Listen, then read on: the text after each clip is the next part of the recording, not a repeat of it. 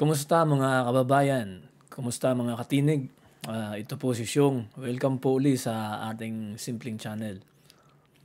Ngayon po, ang pag-usapan natin ay tungkol sa dalawang personalidad. Ang una po ay yung, kung maalala nyo yung si Sundalong Kanin na taga Bicol na naman kung saan ay tumakbo ng pagkasenador noon ata. Yung second term niya ba yun? If I'm not mistaken. Talo. Tumakbo na naman ng pagka-mayor na kung saang pag-iisip na may makatinuan na hindi ka naman taga doon sa lugar na yun, tatakbo ka ng pagka-mayor. Yung sinabi na, tinutumbok ko po ay kung si doon sa Caloocan, kung saan tumakbo pero na-shoot na naman sa inodoro. Gago. Gago lang. Katangahan. At may nabalita pa nga nun sa isang napanood ko na namimigay ng pera, namumudbud, di umano ng pera para lang makuha, mamanipulat, makondisyon yung isipan, yung mga boto ng tao doon sa Caloocan. Ganyan katarantado yang si Sundalong Kanin. At yang si Sundalong Kanin na yan, na noon, talunan, nag-hibernate, nanahimik, pero no one knows na isa siya, for sure, in my opinion, isa siya sa gumalaw para maisakatuparan nila yung pagpapatapon, pag-abduct kay Pangulong Duterte sa dahig. For sure, naging kasangkapan yan ni Martin Romualdez. That's my opinion. At kung mapanood nyo po yung isa kong video, kung saan ay nakapaloob yung pinagplanuhan, kung paano pinagplanuhan ni Tambaloslos at ni Saldico na sila'y mga naging kasangkapan, ganun pa rin, ganun na din yung mga, yan, una sa mga talagang kumukontra, tumutulig sa mga Duterte, ayan si Trillanes na Sundalong Kanin. So ito, ngayon na naman, dahil irrelevant na siya,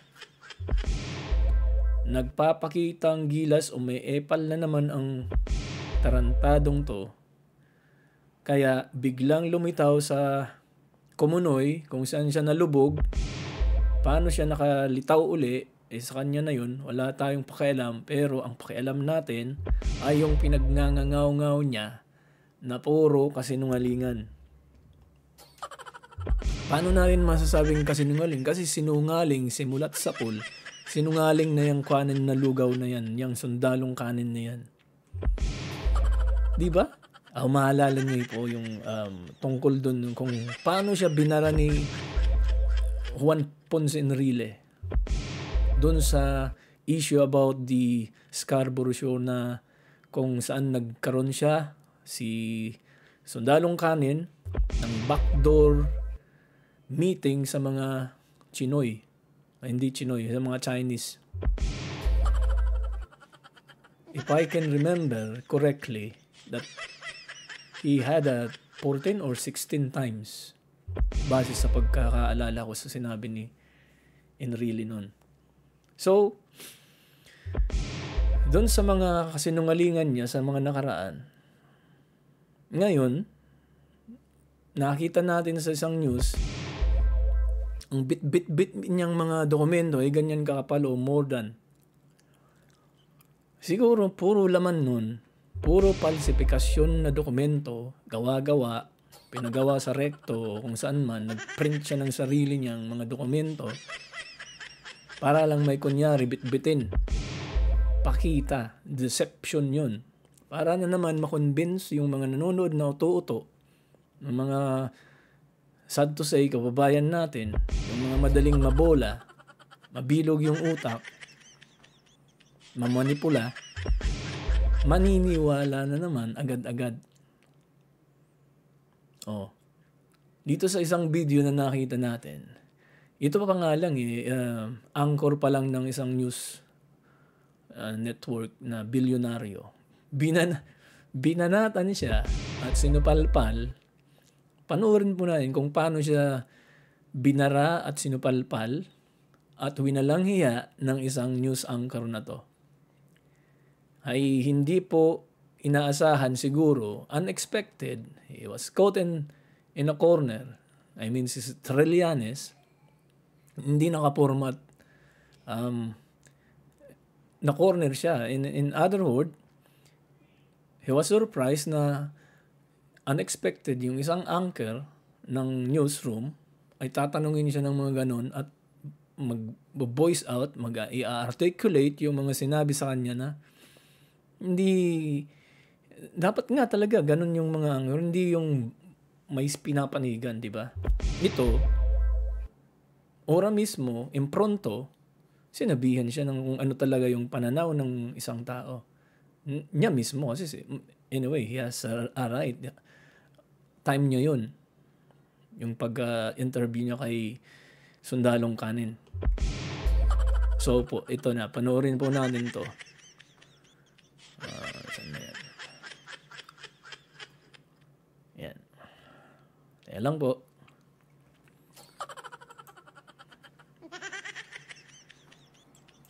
Alright, good evening po. Former Senator Trillanes. Good evening, George, Yes, sir. at ating mga viewers.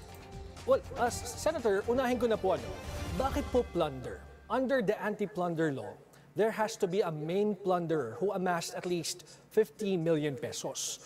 Who are you identifying as the main plunderer here? Is it President Duterte or Senator Bongo? And what is your basis? The main plunderer here is Bongo because siya yung focal point dito. Kamag-anak niya, tatay niya, kapatid niya yung mga contractors. Then, he took advantage of his relationship with Duterte na alam naman natin, talagang isang bitukan yan. Kaya nagkaroon ng 7 billion pesos worth of contracts yung tatay at kapatid niya. And hindi ito minsan lang. 200 contracts ang nakuha nung tatay at kapatid niya. So, even before the Diskayas became notorious, ang pinakang Diskaya nila Duterte and Bongo ay yung tatay at kapatid ni Bongo. Okay, kung tama po yung pagkakaalala ko, Senator, yun pong attachment na kasama po sa inyong final, mga ebidensya, ay yung mga kontrata ng DPWH with the companies owned by the family of Senator Bongo. Apart from that, sir, meron pa po ba kayong ibang pieces of evidence na isinama na direktang magtuturo kay Senator Bongo and former President Rodrigo Duterte as involved in this particular claim? Alam mo, George, Ito, dyan pa lang sa pronouncement ng anchor na yan, ay hindi na nagustuhan ni Sundalong Kanin kung paano yung approach ng pagtatanong niya sa mga issue. Tama nga naman. Kasi yung mga attachment na yun, kung maalala nyo po, noon pa po yan.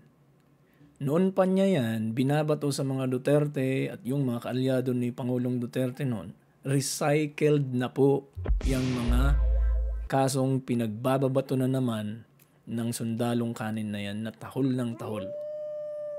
Umalulong na naman sa sobrang irrelevant na siya, hindi niya siya napapansin ng taong bayan na minsan ay naloko niya at nauto. Ngayon wala na siyang appeal. So ngayon umeepal na naman, tumatahol, humaalulong hanggang sa yan. Recycle niya na naman yung mga dokumento, yung kaso at binabato niya na naman dyan kay Bongo at pati ba naman si Pangulong Duterte nakakulong na, isasama niya na naman sa eksena niya, sa sarswela niya.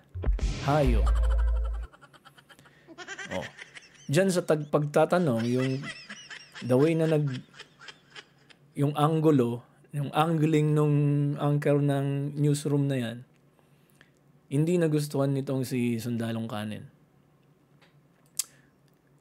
Sa papaanong paraan, panoorin po natin kung paano. Nagugulat ako the way you framed your question is parang wala kang nakikitang mali on its face dito sa ginawa na to.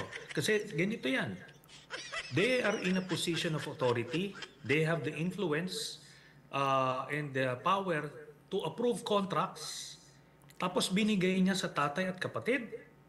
Kung wala tayong nakikitang mali dyan, then we have a problem. Kasi dito nga sa issue ngayon. Ito mga katinig, mga kababayan. So sinabi talagang walang, paano naging senador tong hayop na to? Sinasabi niya, they approve the contract.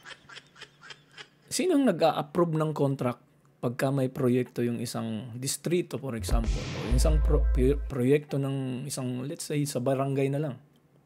No? Eh, di ba yung manggagaling yun sa pinakataas, sa NEP, sa NEP, National Expenditure Program, pagka na-approve yun doon, ilalagay doon sa mga kongresistang mga buhayo dyan sa kongreso, then magkakaroon ng mga meeting, appropriation, allocation. Pag na-approve, itatas nila doon sa bicameral, no? Kung di ako nagkakamali sa pag-analisa ko dyan, hindi naman ako eksperto eh. And then, pag-uusapan na naman nila doon sa mga within yung bicameral session, both Congress and the Senate. And then, finally, pag nandun na, pipirmahan na doon sa gaawan na ng isang presidenteng sinasabing may drug addict tayo na presidente. Putang inang yan. Tama. Tama si Pangulong Duterte. And then, so balik tayo dyan. Pagka na, ang pinagsasabi nitong Sundalong Kanin na tong lugaw na to, eh sina Bongo daw ang nag-approve.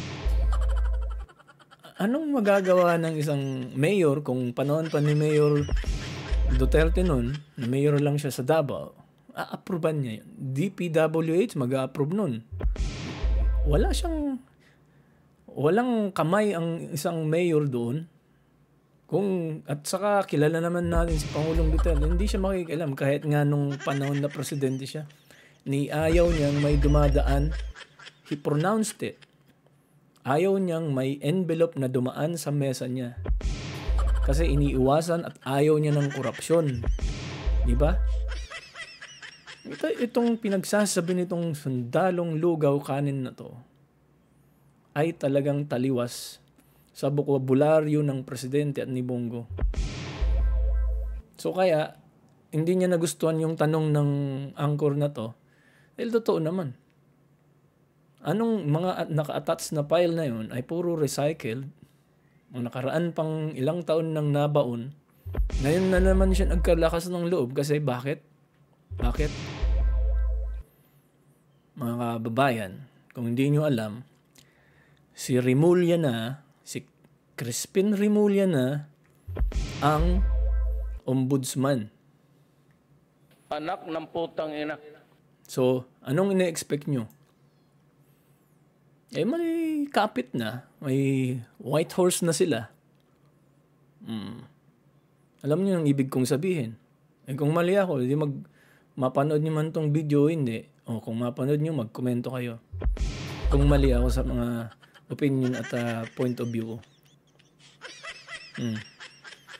Tingnan niyo. Kung paano siya naging defensive dyan sa tanong ng isang anchor lang yan ng isang newsroom. Pero, ewan ko kung yung video kasi, kung makita mo lang siguro, namumula nagbablast na yan. Na-corner niya eh. Di ba? Panoorin po natin. Tuloy natin Ay yan. na lumalabas. Di ba lumalabas na ang favored contractor itong si Diskaya. Tapos, hinahanap nila kung sino ba ang nasa likod niya na politiko. So, ito lumalabas. Ito hindi mo na kailangan hanapin kung sino nasa likod kasi tatay nga at kapatid ni Bongo. Di ba? And it is defined dito sa anti-plunder law na pagka nag-benefit ka o nag-accumulate ka ng ill-gotten wealth more than 50 million pesos from the government, liable ka ng plunder. So, ito yan. Hindi mo pwedeng ikaw ang mag-a-approve tapos ibibigay mo sa tatay at ano. Yun ang mismo yung prima facie case na tinatawag. Prima Hindi mo na facie ka pang kailangan prima ng facie. somebody First like case, in the case first ng sight, Coles, yung you mean, Ben in other Hurloy word. na siya yung nagbigay ng pera. Do? In this case, itong sina At saka unang-una, first and foremost, Mr. Sundalong Kanin na Lugaw, paano mo papatunayan na may koneksyon nga at kumamal ng limpak-limpak na salaping sinasabi mo si Bongo at si PRRD nun? Sabi mo lang yan, ngaw-ngaw mo lang yan at puro lang salayba, laway, yung puhunan mo dyan. At kunyari yung dokumento mong hawak-hawak mong puro lang siguro coupon band yun. Di ba? Oh. Kayo, sa palagay nyo, mga katinig, kung iisipin, kahit sinong tao pwedeng magsampa ng akusasyon na ganun. Ako, for example, mag-print ako ng ganun kakapal na ito yung mga ebidensya ko na nakalap, nahingi ko sa DPW. At saka unang-una, sa palagay nyo kaya, kung may problema yan noon, di sana may nagsampa na, sandamukal na nagsasampa ng kaso noon kina Pangulong Duterte at Bongo. Ano sasabihin niya dahil presidente sila, nasa posisyon sila, hindi walang mga kontra. Alibay lang po yun, mga babayan. Laging yun ang excuses nila pag hindi nanalo yung argumento at naratibo nila laban sa administrasyon nun ni Pangulong Duterte. Tama. Diba? At tapos ngayon, rini-revive na naman nila yung mga naratibong yun, yung optek nitong Sundalong Kanin na tong lugaw na to, ay para mabuhay yung mga kunyari sarswela nila nung panahon. Dahil bakit? Kasi halos lahat na ng departamento kinontrol na ni Makoy. May Bungit. drug addict tayo na presidente, putang ina Nasabi yan. nga, di umano, drug addict, sabi ni Pangulong Duterte. So, ano pa ba ang i-expect natin sa taong to? Ano pa ba ang ina-expect na ipag ngangaw-ngaw nito, yayaw-yaw nito, laban sa mga nakakulong na si Pangulong Duterte? Ay, hindi naman natin naasahan to na maaawa. At saka hindi natin kailangan ng awa ng hayop na to. Yung mga totoong sumusuporta kay Pangulong Duterte. At maya-maya may pag-usapan tayo yung isang kunyari DDS daw na nagpa-endorse pa kay Pangulong Duterte pero lumabas din yung tunay na kulay ng hayop. Shall I say he or she? Kasi apology sa mga member ng LGBT kung mapanood nyo man tong video ko. Pero ano kasi yun bakla. Sorry, pero anong other word na pwedeng gamitin sa bakla, sa other, yun na yun. Anyway, tuloy po tayo. Who's this? Henry Alcantara na sinabi, nagbigay kami sa ganitong politiko. Kasi yung cheque mismo from the government na napunta sa kanila, nag-benefit sila na hindi dapat. Otherwise, pagka hindi natin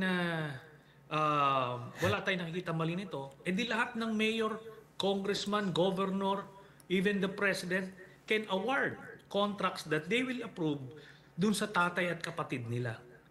So, this is an open and shut case. Alam mo, hindi mo na kailangan maging henyo rito to see na may malaking kamalian itong ginawa nila.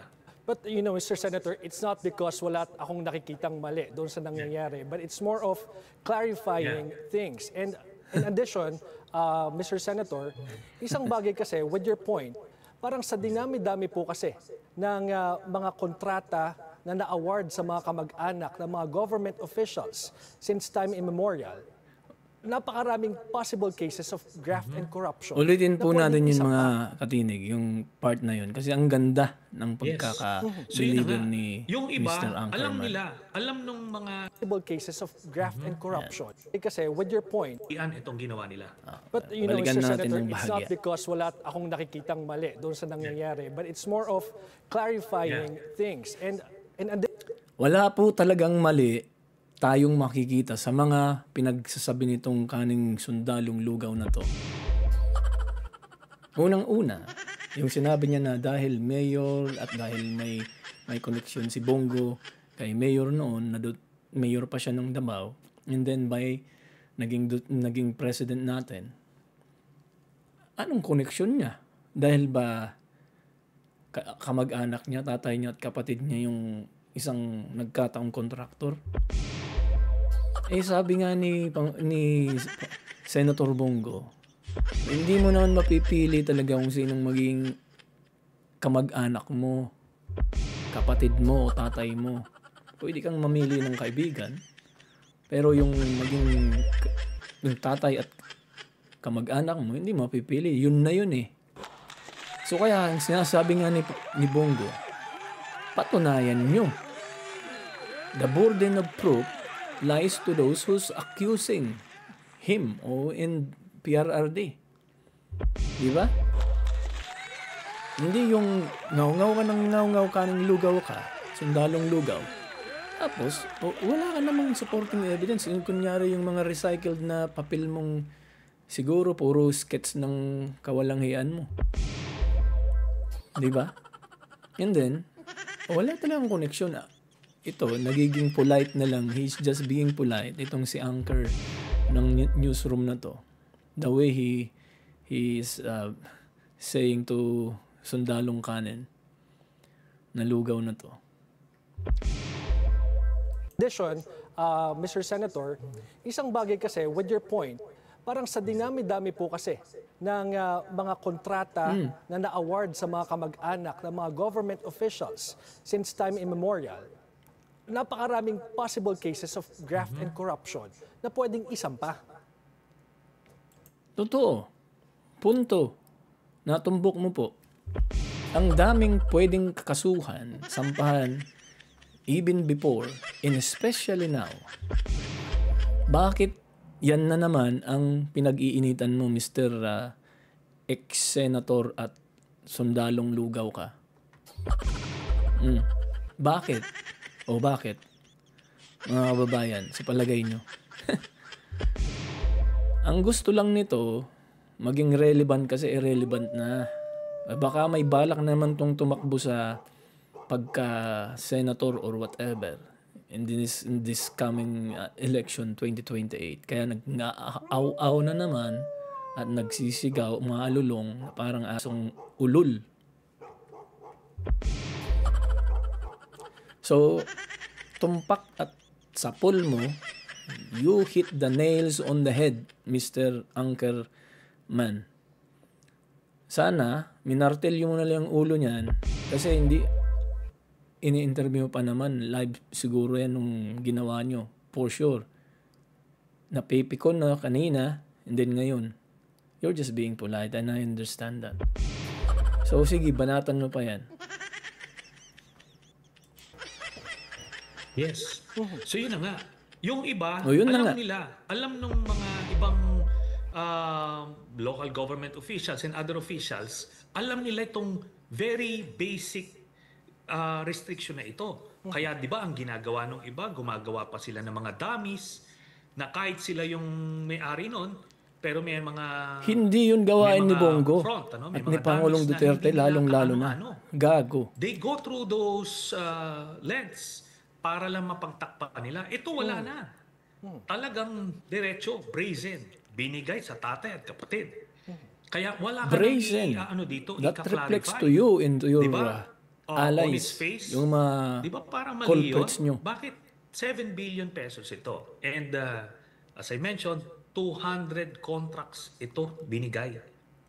Talagang siya yung paboritong kontratista ni Duterte at ni Bongo. And not surprising. At saka isa tatay pa. at kapatid niya. At binabanggit nyo po na even when they were still in Davao City pa lang, ganito na yung sistema, as you mentioned. Yes. Is this Ang already nadocument part of the complaint, sir? Yes. Yan ang akala mo. Guni-guni mo nga lang yan. I'll borrow the word of this bongit na guni-guni lang daw. Yan ang tunay na guni-guni. Kathang isip. Ganito, mga kababayan. Halimbawa ako kontratista, no, kongresista rin. Siguro yung lahat ng mga hayop na buwayang yan, na kumamal ng pera ng bayan, kung yung mga kontratista na kongresista pa, ay inayos naman nila yung mga proyektong pinaggagawa nila sa pagiging kontratista, na lahat ng flood control na project ay matibay pa kahit ilang taon, dekada ang abutin, hindi magigiba. Siguro, sa palagay nyo, irereklamo sila ng taong bayan at kahit ang Diyos siguro ipak-check yung magbuhos ng sandamukal na tubig at baha dyan sa proyektong pinagawa ng mga kontratistang kontra mga kongresistang yan. Hindi naman sila pupunahin ng taong bayan. Hindi naman sila kakasuhan. Kasi maayos naman yung ginawa. Iba nga nagsasabi si Lacson at si Martin Romualdez na kung minoderate lang daw nila yung greed nila, na hayop na even saying that words, that praise is abomination. Hindi ka tanggap-tanggap para ang isang politiko na nasa katungkulan magsasabi, moderate your greed. Do they really think before they open their mouth? Kasi kung ako yung politiko, sasabihin, moderate your greed. Anong ibig sabihin nun? Kunti-kuntian nyo lang yung pangdudugas nyo. Yung katinang kamay nyo, huwag nyong grabihan. Not so severe or worse. Yung pangdudugas, pagiging kawatan nyo. Konti lang yung nakawin nyo. Ganon yun, in other words, di ba? Sabihin niya, moderate your greed. Dapat, yung sinabi niya bilang servant at binoto ka ng taong bayan na politiko at magsilbi ka at nandiyan kayo sa posisyon nyo, sabihin nyo, do not practice greed. Not at all. Makontento po kayo sa mga sweldo nyo, mga hayop kayo. Mga buwaya kayo. Not even acceptable na sabihin yung moderate your greed. Isang banda, papakita ko sa inyo yung video yan na kung saan sinabi nitong ni Lacson at ni Martin Tambaluslos na moderate your greed. Sira ulo. Anak ng putang ina. So kaya, ito namang pinagsabi nitong kanin lugaw na to, tuloy tayo dito. Yes, ang na-document namin from 2007 pa lang hanggang 2016 nung Mayor si Duterte, nakakuha sila ng almost 100 contracts na ang naproba ni Duterte. Di ba? Inapruban niya yung kontrata na yun para sa tatay at kapatid ni Bongo. Then, nung presidente na si Duterte, na siya na yung special assistant to the president, inaward pa rin ang almost 100 contracts pero mabigat na. Kahit 1,000 contract pa yan, kung maayos naman yung ginawa, tulad ng sinasabi ko, pesos ang nakuha na kontrata nung presidente na si Duterte. Kahit na 1 million contract pa yan, at isang kontraktor lang gumagawa, buti nga dapat isang kontraktor na lang gumagawa sa buong bansa para hindi yung nagkakandara pa silang maging kongresista na, kontratista pa. Nag-aagawan sila. Alam nilang maraming makikickback. Yung mga makakating kamay nila. So sana, kung ako ang masusunod, isang kontratista na lang, yun ang gagawa ng buong project, flood control project sa buong Luzon, Visayas, Mindanao. So at least kung sakaling magkaroon ng anomalya, isa lang yung pagbibintangan. Madaling ma-track down kung sino yung may kasalanan, di ba? Pero itong sinasabi nito, kahit na ilang libo pa yan, milyon pang kontratang na i-allocate o na bid sa kamag-anak ni Bongo, ay wala akong pakialam kung maayos naman yung ginawa, yung proyekto at matibay at dekada-dekada, ilang taon pang abutin, hindi nagigiba. Bato. Ang tibay. Walang problema yun. Mas gugustuhin pa namin yun. Di ba po? Oh. Palagay niyo mga babayan.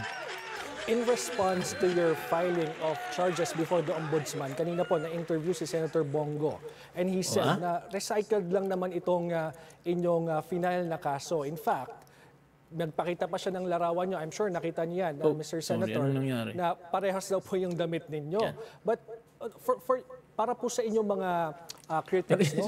Tinatanong, bakit po inuna sina Senator Bongo and former President Duterte sa paghahain ng mga kaso? Saan gutin mo yan?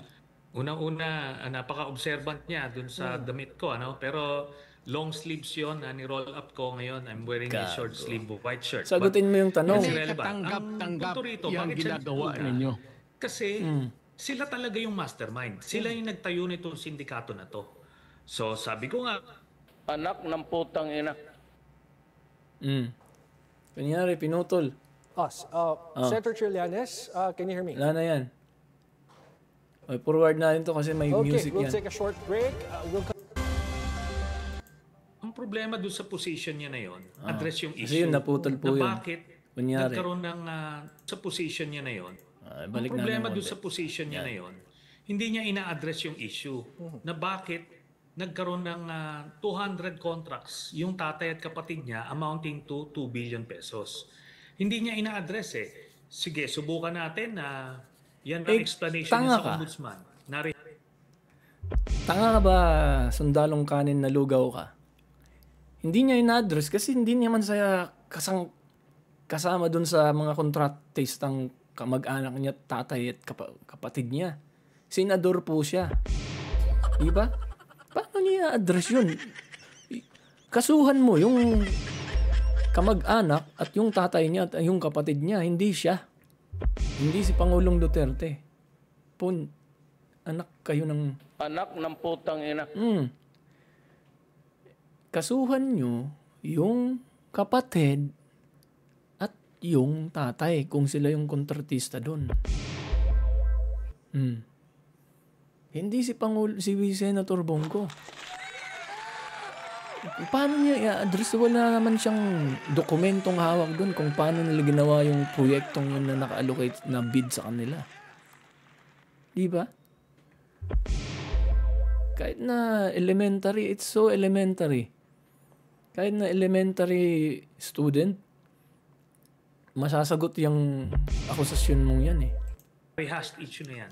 Kaya nga ni-raise natin to ulit dahil hindi naman niya ina-address. Even the first time na ni-raise ko to noong 2021, sinabi ko mismo sa publiko na ganito ang na-find out natin, meron siyang mga bilyong-bilyong anomalous contracts na nabigay sa tatay at kapatid niya. Pero sabi ko hindi ko to ifa-file habang nakapwesto sila. At nakapwesto si Martires na nagpo-protect sa interest nila Duterte. O ngayon lang naman siya natanggal sa pwesto si Martires nung natapos yung term niya, kaya ko final. So, ngayon, bakit sila yung... So, yan ang pagmamanipula at pagmamind condition ng mga... Diyan sila mas, mga eksperto. Yung mga Pinklawan, Dilawan at yung mga kakusa niyan. Diyan sila magagaling. Yung pang twist nila yung storya. Yung kasing storya mga bayan, katinig. Yung istorya, kunyari, para maging believable yan, ay haluan nila ng half-truth and half-lies and yung twist and turn ng istorya. Para yung mga uto-uto nating, sad to say, mga kababayan natin, ay madali nilang mapaikot, mapaniwala, mamanipula, makondisyon yung utak. And then, boom, napaniwala nila, ibubuto na nila na naman. O kaya, hindi lang ang mga politikong yan ang may kasalanan. Pati rin yung mga kababayan nating mga 8-8.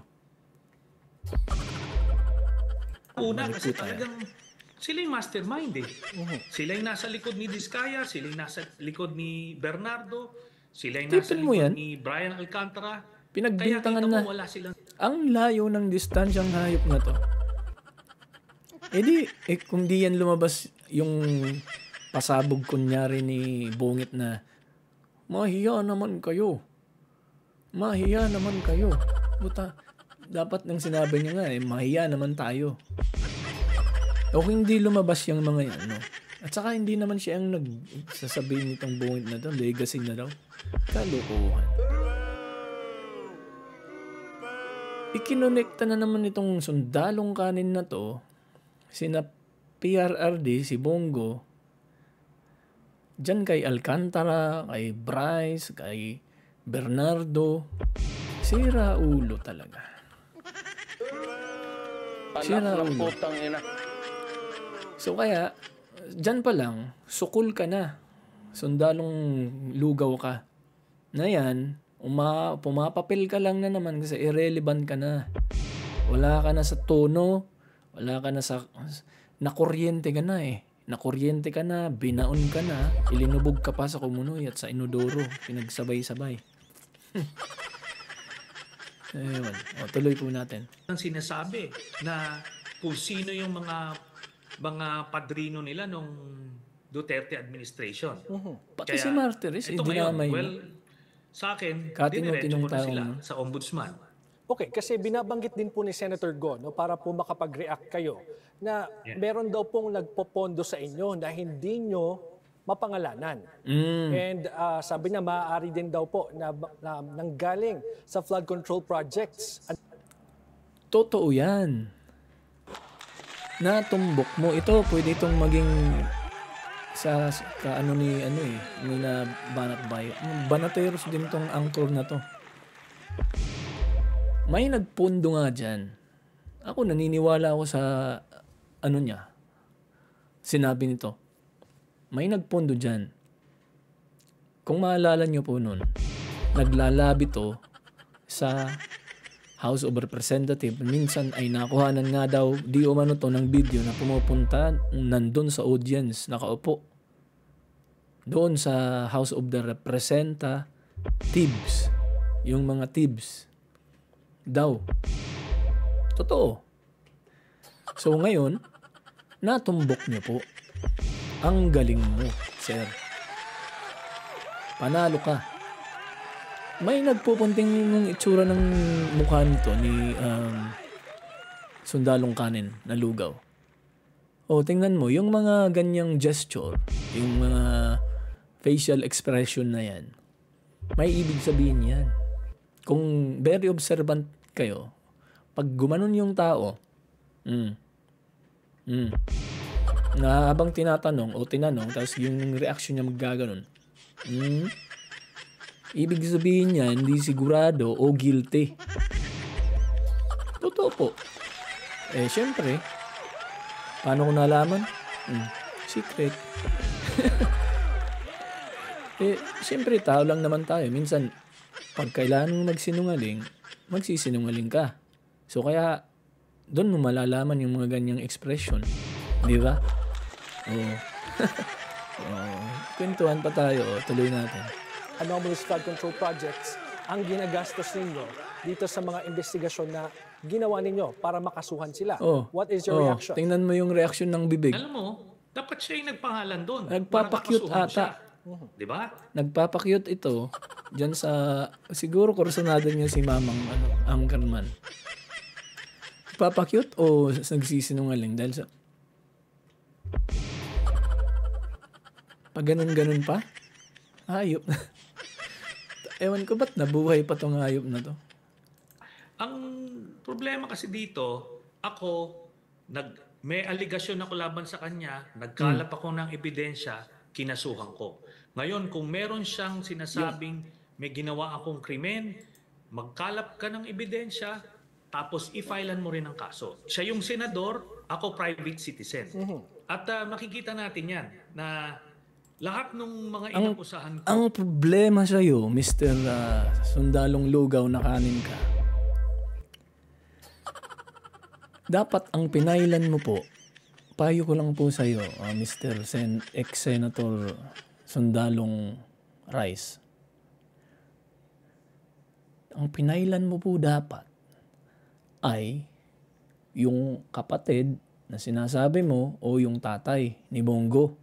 At saka huwag mong idamay si PRRD. Hayop ka. Anak ng putang ina. Nakakulong na nga yung tao. Dinadamay mo pa. Alam mo kasi, pag yung mga taong hindi na sikat, yung mga laos na, yung mga linulumot na sa kawalang irrelevant nila sa buhay at sa bansang Pilipinas, pagka gusto nilang sumikat, ang tatargetin nila ay yung mga taong sikat. Siyempre, pagka dinamay niya hindi ko sinasabing si Bongo ay hindi sikat, no? Siyempre, may pangalan yan, senador yan eh. At lalong-lalo na, right hand yan ni PRRD nun. Mas sikat naman si PRRD. Internationally recognized. Diba? So kaya, kung ikaw gusto mong maging relevant ka, except me, kahit ako'y sumusuporta kay Pangulong Duterte, hindi naman ako nagsumisikat. In our small, humble capacity, at least sasalita tayo. Hindi tayo yung tumatahimik na lang na tulad ng iba. Diba? Yung mga iba dyan, tahimik dahil komportable sa buhay, kuya-kuya lang sa bahay nila, yung condition, dahil hindi pa kayo apektado sa nangyayari sa Pilipinas. Hindi nyo pa nararamdaman yun. Pero pag once na naramdaman nyo na yun, for sure, magnangangaw-ngaw na rin kayo at magre-reklamo kayo. Then, pagka na dumating na yung araw na yun, then namnamin nyo yung pait kung bakit kayo nanahimik ng pagkatagal-tagal. Kaya dapat magsigawan na kayo. Kayo iparinig nyo na yung mga hinaing nyo. Hindi na to ang oras para manahimik, mga kababayan. Finailan ko ng kaso, whether dito man sa Pilipinas o even sa ICC. Itong mga ganitong mga assertion niya, pang-divert lang yan eh.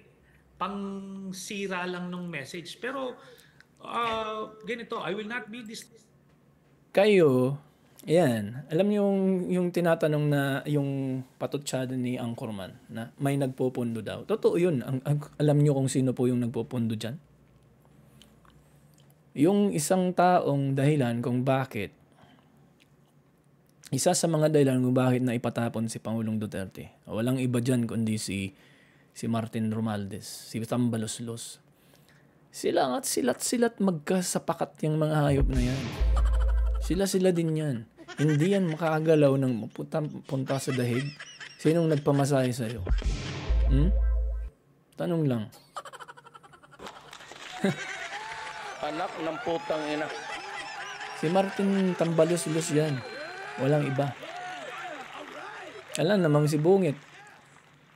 Si Bungit, kumukumpas lang yan. Yan, opinion ko lang ha. We are all entitled to express our opinion here. It's a free world. Si Bungit, kumukumpas lang po yan. At yung nagpapagalaw dyan, makinarya, in other word, ayan si Tambaloslos. Siya yan. Sino pa? Bahala kayo kung sinong gusto nyong nagpupundo yung isipin yung nagpupundo dyan. Pero ako, si Tambaloslos ang nagpupundo dyan. Si Tambaloslos na nagkamal ng Wala namang si De Lima. Di tambalos-los yan. Instructed, Oh. tututukan ko tong kasong ito. Sige, abangan Tutukan ko yung mo, sagot itutok mo dito sa sarili mo. Sa kasong i-final ko. Tingnan natin kung uubra yan. Kasi at the end of the day, 200 May balak ka na namang tumakbo, ulol ka. At kapatid niya habang mayor si Digong at siya executive assistant, at habang presidente si Digong at siya naman yung special assistant to the president. Maliwanag na maliwanag. Bakit hindi sila ang kasuhan mo? Anak ng putang ina. Di ba? Malinaw pa yan sa sikat ng araw. Kung sila yung tinutumbok ng mga akusasyon mo, silang kasuhan. Ba't si Bongo at si PRRD yung binabanatan mo, hayop ka? Liwanag yan na violation. Mr. Senator, you've cited a clear conflict of interest because the contracts allegedly went to Senator Go's first-degree relatives.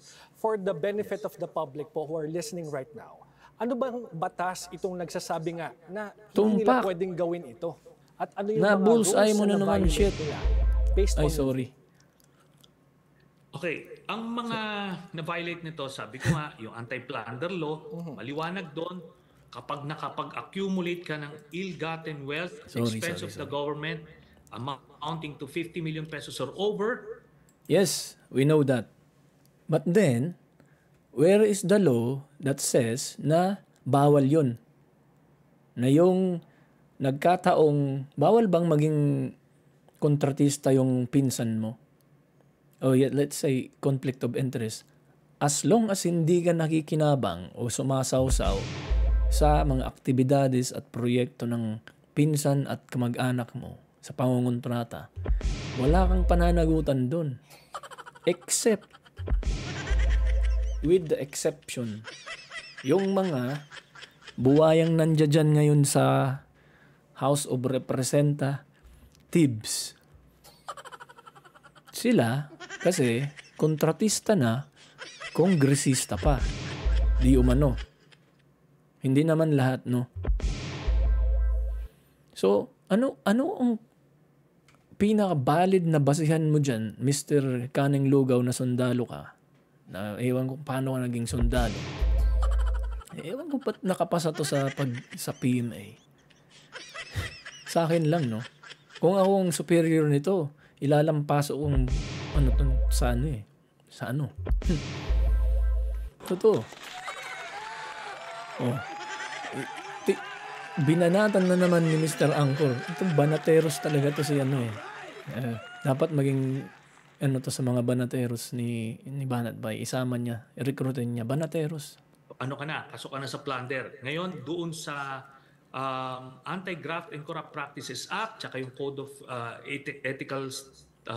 of Conduct and Ethical Standards of Public Officials. Ano ang ethical doon? Nandoon din yung mga provisions against conflict of interest. Kasi nga hindi nga pwede. Common sense na lang po. Ikaw ang may impluwensya sa pag-approve ng kontrata. Kailangan yung mga kamag-anak mo, sasabihan mo, huwag kayo dito magnegosyo sa lugar ko. Hindi natin sinasabing mahuminto na ng pagnenegosyo yung kamag-anak mo. Pero kailangan, sasabihan niya, doon kayo. Kunyari, nung nasa Davao sila, sabihin niya, doon kayo sa Luzon o sa Visayas. Nung Delikadesa yung tawag doon, Mr. Sundalong Lugaw. Yung pinagsasasabi mo, delikadesa yun. Hindi yun law. Hindi yun rules. It's not written on a stone. Walang kasulatan dyan sa konstitusyon ng bansa nyo, natin, na ganun, na hindi pwedeng ganun. Na pagbabawalan yung isang senador o mayor dahil may kontratistang kamag-anak, o hindi ka dito, doon ka. Hangal ka. Hindi po yun rules or regulation ng bansa. Delikadesa lang yun. Yung mga walang delikadesa, hindi ko sinasabing walang delikadesa si Bongo. No? Ang sinasabi ko, kung sa delikadesa lang naman ng walang pagka-delikadesa talaga, ay yung mga Marcoses.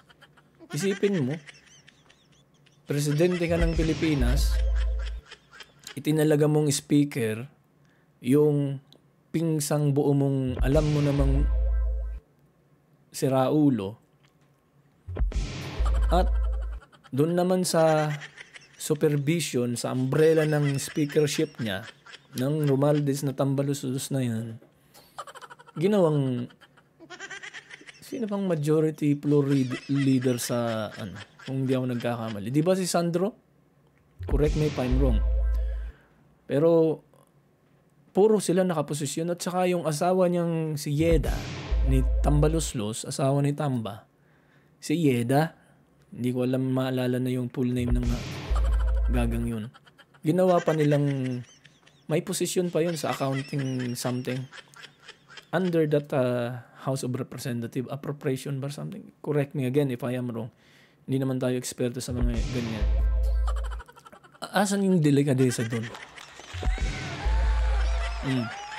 Anak ng putang ina. Ginagago nila tayo eh. Yun ang delikadesa ang sinasabi mo, Mr. Kaning Lugaw. Pero wala yan sa batas. Wala yan sa konstitusyon na bawal.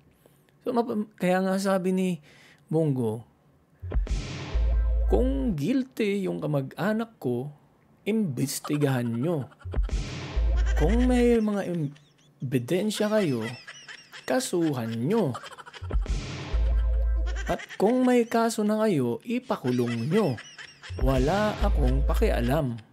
Sabi ni Bongo sa isang press con niya nung isang araw. Di ba? Naman na si Digong, sana sinabi niya, sa tatay niya at kapatid niya, na doon muna kayo sa private sector magnegosyo kasi bawal yan. Everybody knows that. Kung ikaw public official, alam mo yan, common sense yan. Alam mo, nagugulat ako, no? The way the media has been framing their questions, parang you don't see anything wrong. Dito, parang sumisigaw nga sa akin yung krimen na ginawa niya eh. Tapos Sumisigaw? nadadala kayo dun sa... Adik ka ata. Hindi ka adik. Sumisigaw sa'yo. Ikaw buti sumisigaw lang. Yung isa bumubulong. Di ba sabi ni Bungit? Ni Makoy? Para daw may bumubulong sa kanya. Guni-guni niya yun o dahil sa tama niya? Sa pag-inom niya ng coke. Sasabihin mo, hindi, gusto mo pa, ano ba talagang gusto mong mangyari dyan? Yung anchor na yan, sa newsroom, tinatanong ka. Dahil yung mga tanong sa'yo, tinumbok ka at binanatan ka, indirectly. No? Kaya na-corner ka. So, na-pressure ka. Pag nape-pressure yung isang tao, nagre-react. At yung reaction niya ganyan.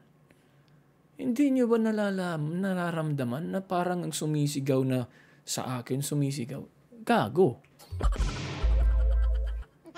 Anak ng Sa'yo lang putang yun. ina. Kasi yung naratibo, yung optic mo, yung point of view mo, ay talagang parang may kabayong may tapaludo dyan sa mata mo. Na yun lang ang parang tunnel vision mo. Ang target mo, lock on, Bongo and Duterte. Ganun lang po yun, mga kababayan. Ganun lang ibig sabihin nun, nitong Kaning Lugaw na to. Kaya, wala siyang ibang pwedeng tingnan, kahit na obvious and very apparent na maraming mas dapat kasuhan. Ang ino niya na, ay si Pangulong Duterte at si Bongo na naman. Hayop na yan.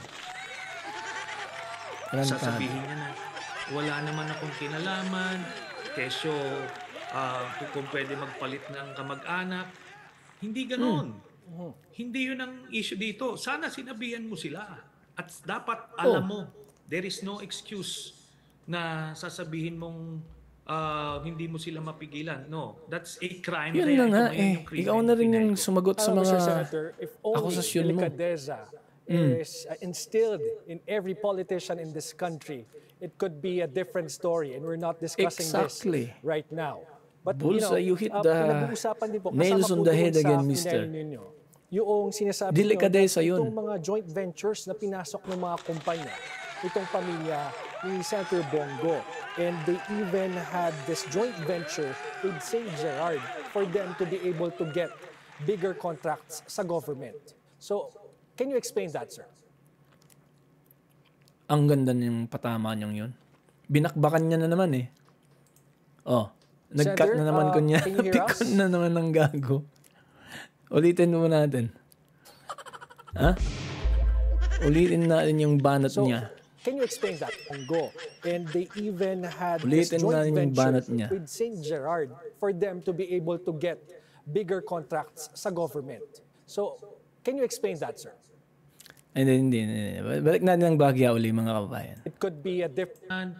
Kesyo, hindi yun ang issue dito. Sana sinabihan mo sila.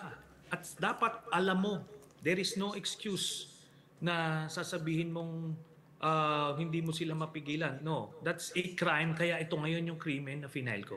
Mr. Senator, if only delicadeza is instilled in every politician in this country, it could be a different story, and we're not discussing this right now. But, pinag-uusapan din po, kasama po doon sa... He's so polite and yet very... What's the right term? Very meaningful yung approach niya sa pagtatanong. It's a double meaning, in other words. Simpleng banat, pero may malaman, masustansya. We are not talking about, if there's a delicadeza, he said, but we are not talking about that here. So, ang ibig sabihin nun, binanatan ka, Mr. Sundalong Kanin, indirectly, kung di mo pa yan na-pick up, o mukhang na-pick up mo na, mukhang na-sense mo na binabanatan ka.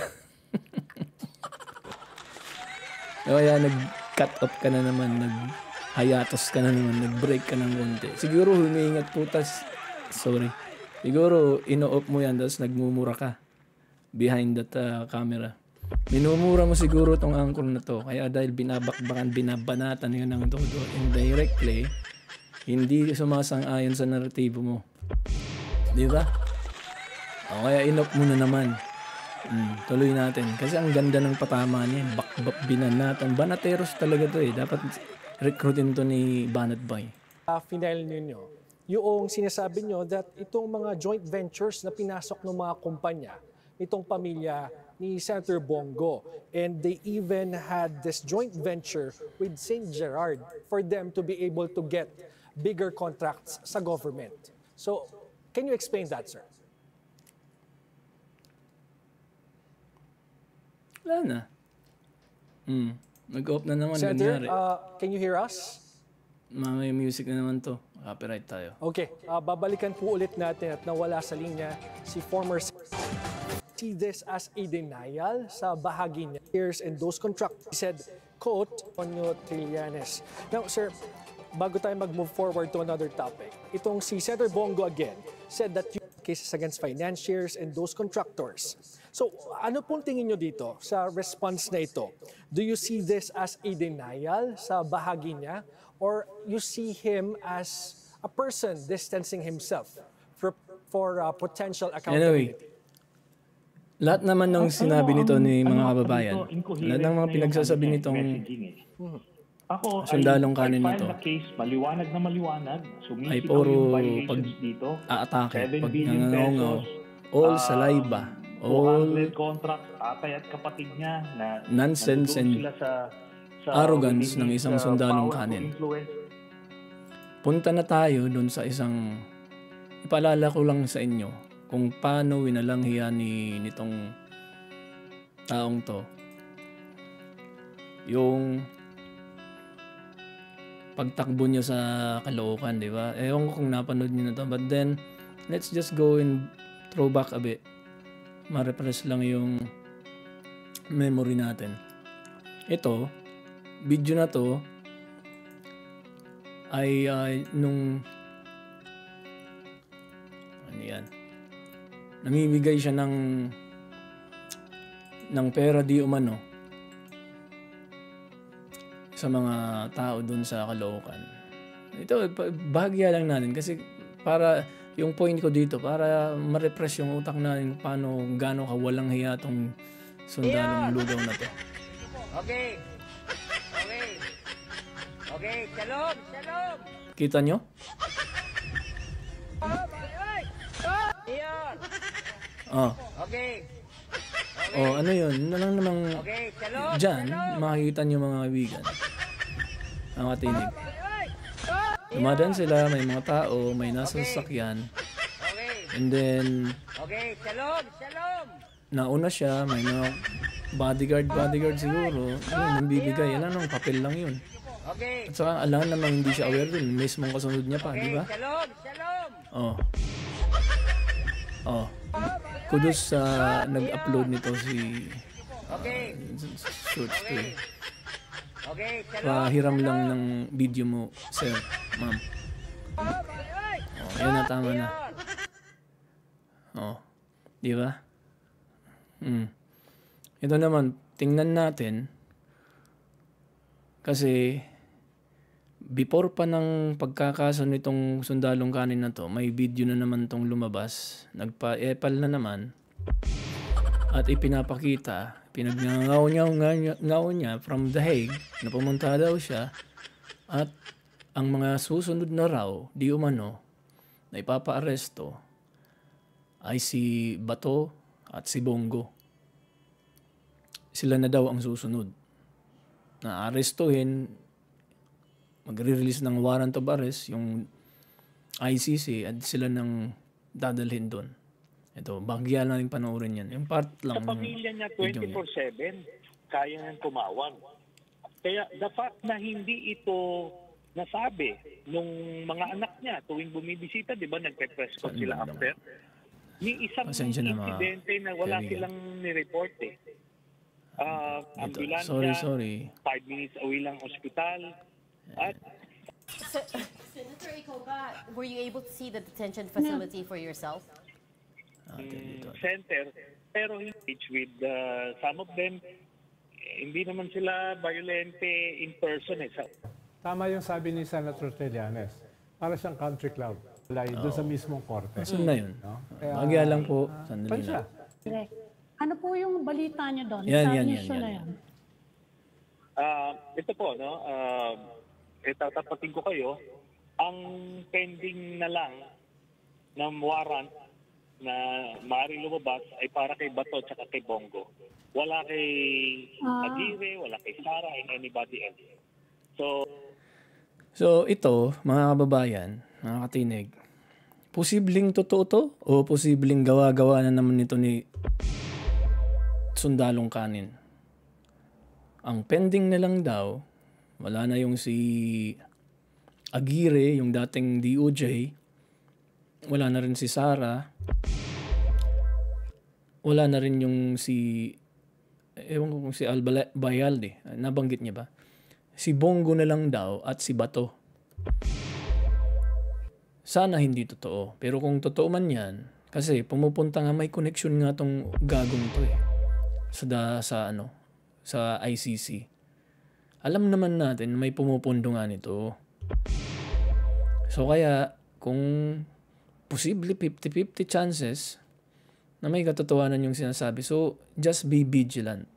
Kung ako anyway, wala naman dapat silang katakutan. Pero sa panahon ngayon, dahil sa kabaluktutan at bulok na sistema ng kasalukuyang administrasyon, yung nagawa kay Pangulong Duterte, posible ring magawa kina Bato at Bongo. Yun ang malaking posibilidad doon. Dahil kaya nilang baluktutin, hawak na nila yung halos departamento agency ng Pilipinas. Kaya nilang mamanipula. So, ingat-ingat lang kung ako kina Bato. Laging titingin sa likod at gilid. Di ba? Tuloy natin. Kung meron man dyan, baka kay Albayalde pa. But other than the three that I mentioned, wala na yan. hindi naman kasi ibig sabihin na nandoon sa mga documents ay automatic na. Iba yung threshold nila ng ebidensya dito. Para nga siguradong walang mape-persecute, kailangan yung threshold ng evidence nila is certainty of conviction. Matas. Yun ang standard. O kaya ito. Pero itong sa kay Bongo at Bato, siguro earliest ito, baka mga early next year pa.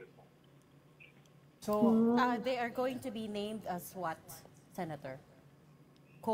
So, early next year daw po.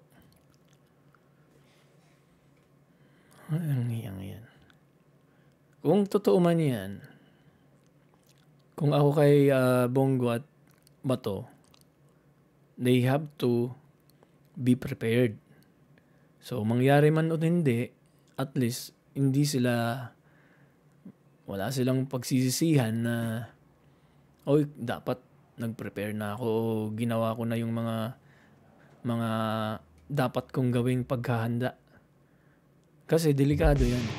Yun nga ang sinabi ko, yung pang-kidnap, pang-abduct kay Pangulong Duterte noon, kayang-kayang gawin yan. O baka ibalik na naman nila yung si Diwata para pangyarihin yan. Sino na kayang uutusan yan para isa katuparan yung ginawang yan kay Pangulong Duterte, kina Bato at Bongo sa susunod. Early next year daw po. Kung ako sa kanya, ito talagang malaki lang talagang bibig nito eh. Imbis na isekreto niya, pero anyway, hindi naman talaga nakokontrol ang bunganga nito simulat sa pool. So, bahala sila. Warrant would be issued. Warrant would be issued as principal. They are being named as principals in this case, essentially. Yes. Kasi silang tatlo yung integral doon sa operation. Si Digong yung nag-set ng policy, si nag-utos. Si Bato yung nag-implement through the PNP. Si Bongo naman yung paymaster. Ang tatanga lang at ob lang yung mga maniniwala sa naratibong ganyan na pinagsasabi. Unang-una po, mga babayan, ang mga pulis, militar, Armed Forces of the Philippines, mga graduate ng PMA, PNP, PNPA, whatever, hindi naman po yan mga tanga.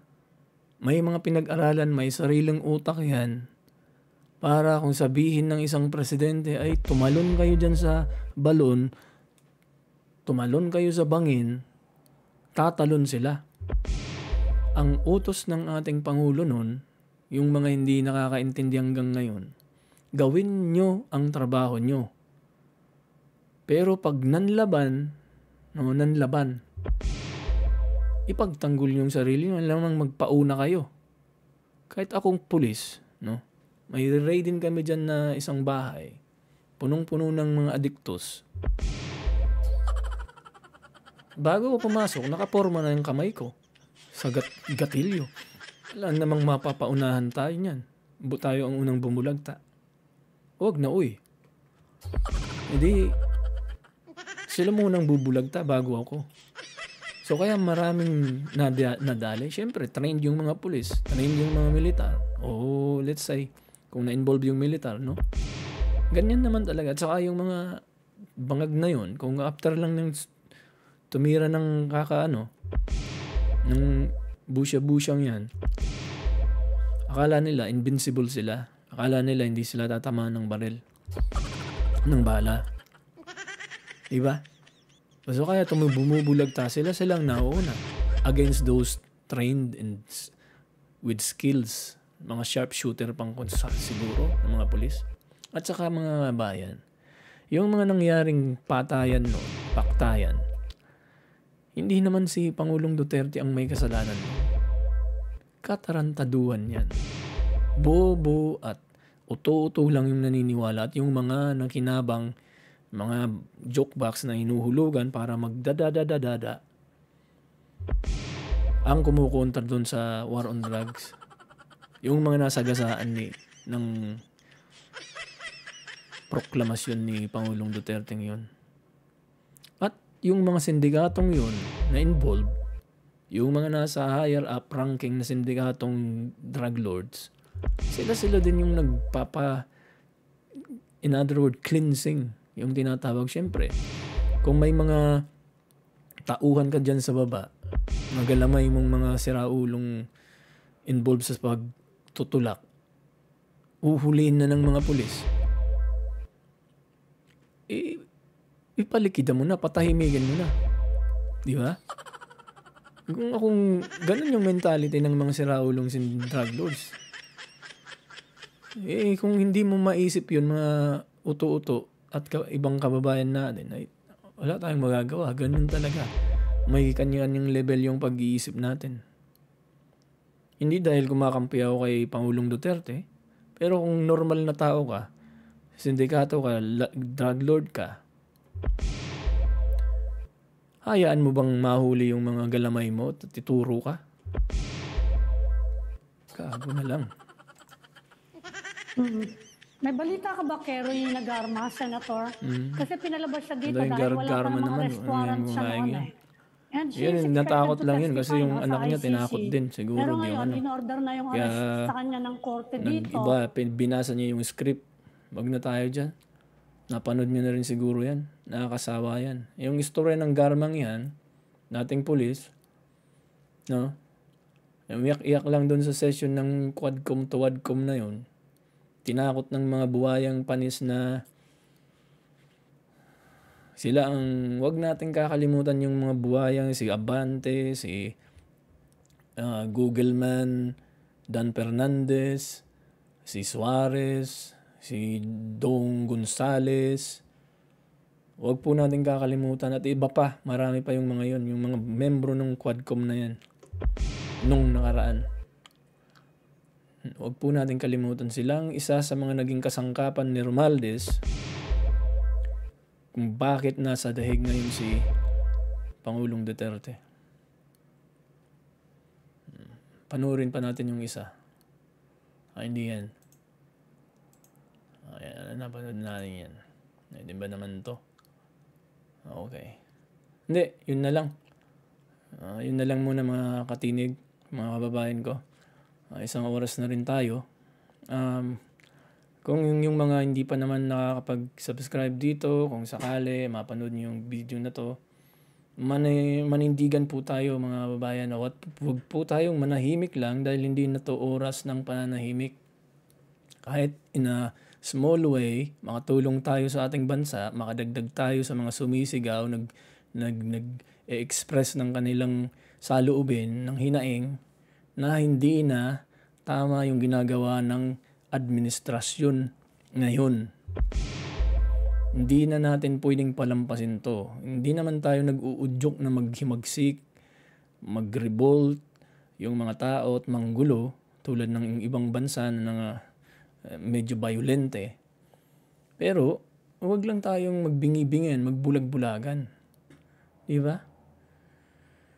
Yung mga taong sakay, wala silang pakialam kasi hindi pa sila apektado sa nangyayari ngayon.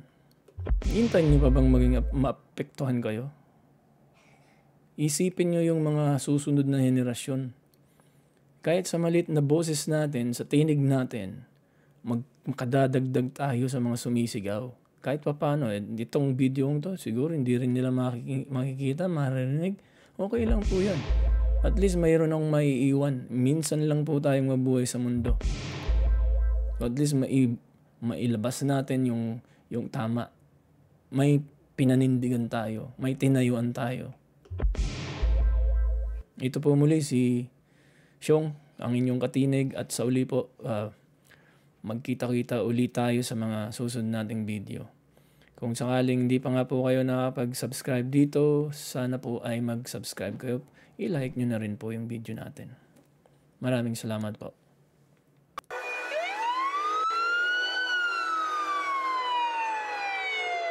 My God, I hate drugs. Drugs and criminality must stop. Kasi galit talaga ako. I am mad. No excuses. Hindi ko masikmura. I'm very sad na may maraming mga police sa gobyerno na involved sa drugs. Itong mga bugok, I'd like to name publicly. There are so many validations. General Marcelo Garbo, he was a protector of the drug syndicates in this country. General Vicente Lu, who is now the mayor of Cebu in one of the municipalities of Cebu. General Diaz, the former regional director of Region 11. General Pagbilao, former regional director in CRDO. General Tino, former QCPD director.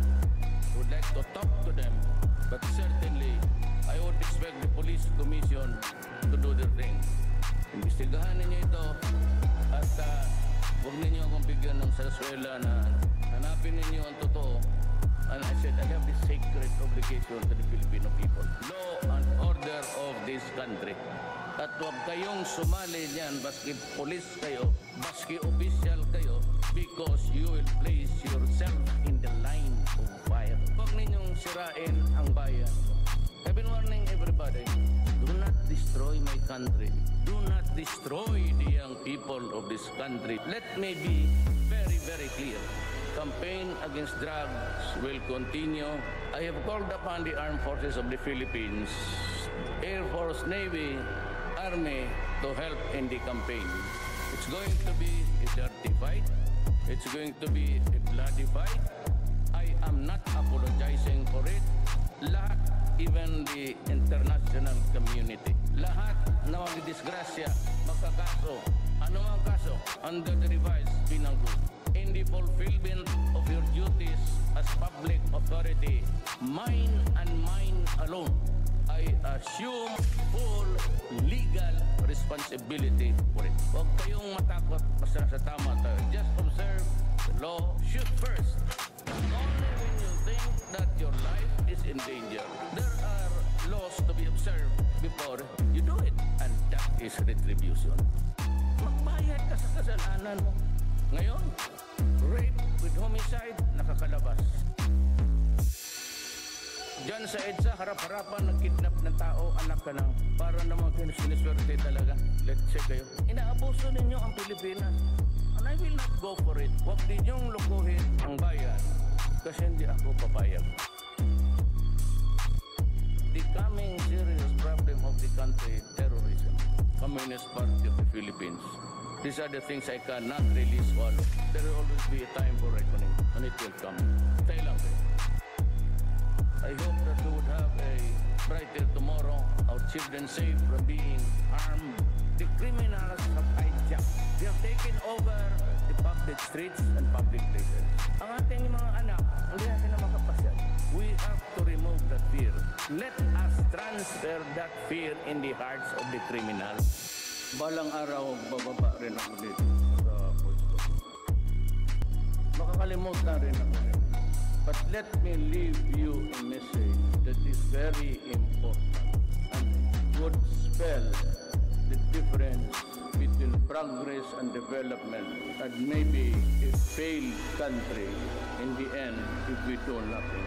Ako po ay nagsasabi sa iyo ngayon, dalawang bagay lang. If we do not have peace and order, if we cannot stop corruption, this government, our country, will never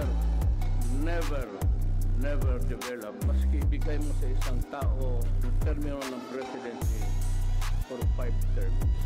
Pagpagulong pa tayo after me, or it worsens after me. At if we cannot stop corruption, kawawa talaga.